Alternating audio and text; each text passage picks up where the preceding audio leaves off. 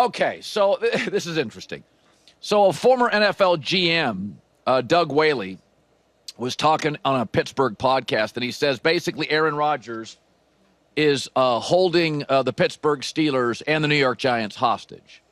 There was a picture of Aaron Rodgers that made the internet in Malibu, and he's got earphones in and a blanket over his shoulder. It says it is unclear if he was listening to music, a podcast, or perhaps taking a call from his agents concerning his next team. Sources tell me he was listening to The Herd. Damn right he was. Absolutely. And his takeaway is that show is fresh. And who knew Colin took magnesium? So let me defend Aaron Rodgers here. The Steelers and the Giants have backed themselves into a corner because the Giants have been reaching on quarterbacks and the Steelers have been ignoring the position until it's, late free agency for a long time. These two teams, the Giants and the Steelers, are being willingly detained is the way I'd put it. And, Giants have made too many bad choices upstairs, and the Steelers don't take quarterback seriously enough. So, as for Aaron Rodgers, I would be walking on a beach looking very sad if at 41 years old, the Giants and the Steelers were my last two options. There's a report out there, it could be Minnesota, but I'm just going to defend Aaron here. It's March 13th, and he was just officially released by the Jets yesterday.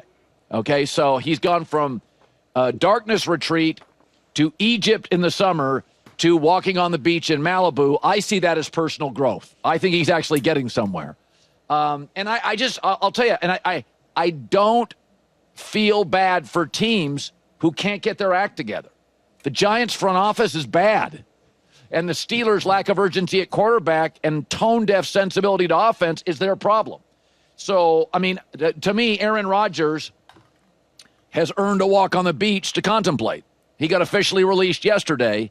He's a hard guy to figure out. There's a story out there about the Minnesota Vikings. I said this yesterday, and I am totally in the minority.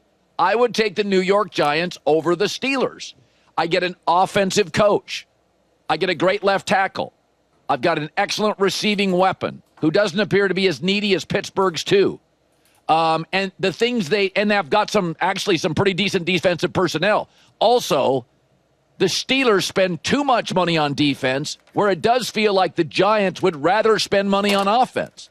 So I like the Giants. By the way, both divisions are tough. So, yeah, you're going to have to face the Eagles, and, yeah, you're going to have to face the Ravens. Yeah, you're going to have to face Jaden Daniels. Yeah, you're going to have to face Joe Burrow. It's the NFL. Not everything can be the NFC South.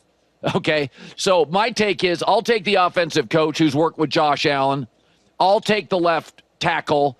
I'll take Neighbors. I'll take, the Giants need a running back and a tight end. By the way, it's a very good draft for running back and tight end. I like the Giants situation. Here was Albert Breer yesterday on Aaron Rodgers. Pittsburgh's saying, we just need somebody to put us over the top of the position. So I do wonder if that's going to be a factor in his decision-making. Again, only he knows, and he's very private about these things. And I don't know what the timeline is. It could happen in 10 minutes. It could happen in 10 days. But I do think, we're all a product of our own experiences. And I look at this like Pittsburgh offers him something that's a little bit different than what he went through with the Jets, where I think the Giants would be asking him to do something similar to what the Jets were asking him to do a couple of years ago. And to that, I would say he's right. The Giants would need him a little bit as a savior, but I'm going to make the argument Mike Tomlin and the Steelers need saving too. Two receivers who are demanding the ball on offense, can't get the O-line right, just lost their left tackle, just lost their number one running back. Okay, so you've added drama at wide receiver, less talented at left tackle, less talented in the backfield. Pittsburgh's shown no ability to get the offensive line right. We look at the Giants, we look at the New York Giants as a mess. Whew, they need saving.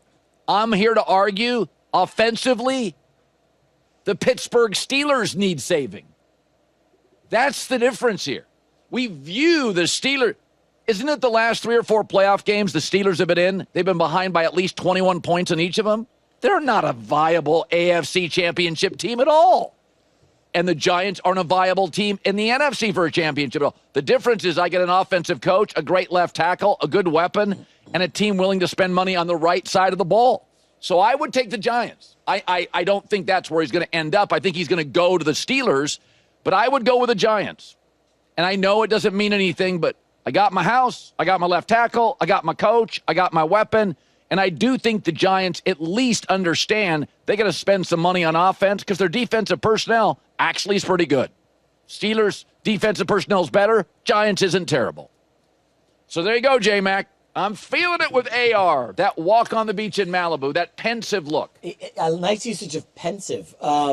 Did you do magnesium last night or no? I did, and I slept so well the night before it didn't have the same effectiveness. Oh, so maybe but it still worked. It made me groggy enough to fall asleep. Okay, all right. I don't know. I'm just glad two folks right now are going to be irrelevant next year. The Dallas Cowboys and Aaron Rodgers. Neither of them are going to matter in the NFL. Well, I think it's going to be an awesome season, and we don't even need those two guys. Well, that's true. That's the power. This is not baseball or the NBA. Yeah, you need certain brands. Yeah, that like is if Curry's true. out for the playoffs, it's like, it's a huge I thought the hit to Steelers NBA. have been. I think the Steelers have been irrelevant, frankly, the last several years. Well, I think the it's tough Cowboys were because irrelevant last year. When you make the playoffs, you're relevant. But like in terms of title contending, Yeah. Steelers, by the way, offensive line issues.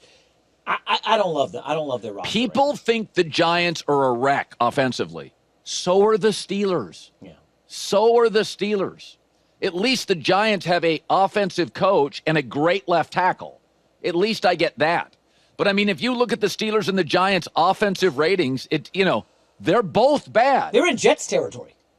That's what that is right there on the screen. Yeah, they're both awful. Yeah. All right, welcome back. I saw this story. The Niners, very, very interesting last couple days for San Francisco, moving off 6-7 really good players in free agency. So the Niners gave Brock Purdy extra competition. They have signed Mac Jones to a 2-year deal. So this single move is why drafting quarterbacks in the NFL is so hard. So Brock Purdy played with Iowa State guys. Mac Jones played with great Bama guys. And it fooled every single NFL GM. Not a single one had Brock Purdy, who is absolutely a much better quarterback than Mac Jones. No NFL GM thought that. Mac Jones, 77% completion percentage in the SEC, 41 touchdowns, 13 games. But we discovered when Mac Jones doesn't get his way, when it's not an easy ride, when he has to play from behind, without a great offensive line, he folded. Not a lot of inner toughness. Bit of a temper, bit immature, not liked in the locker room. We found that Brock Purdy's a pretty darn good athlete, actually. Came in as the number 3 quarterback to San Francisco and fought like hell to become number 1. So they don't have a lot in common, but what do Patrick Mahomes, Josh Allen, and Brock Purdy have in common? They didn't come from traditional powers. They had to overcome. They had to create their own college offense. They didn't throw to 5-star receivers. They often took a beating. They often lacked a run game. And this is precisely why I like Shedeur Sanders in the NFL draft more than NFL GMs. No run game. Worst in Power 5 football last 2 years. No offensive line. But Shedeur Sanders had to initiate his own offense and was pretty productive. And so, did Brock Purdy have a great arm? Because I hear Shedeur Sanders didn't have a great arm. Does Brock Purdy? I hear Shedeur Sanders, well, not that athletic. He's at least as athletic as Brock Purdy. They both process well. They're both accurate. This is what I say about Shedeur Sanders. Watch what he played with, not just who he played against. Not a lot of NFL O-linemen or running backs at Colorado. So his college experience for Shedeur Sanders, it looks just like a lot of the Iowa State stuff. In fact, I'd argue Iowa State had better players than Colorado in some instances. So this is why drafting quarterbacks is tough. Outside of anonymous trolls, everybody makes mistakes.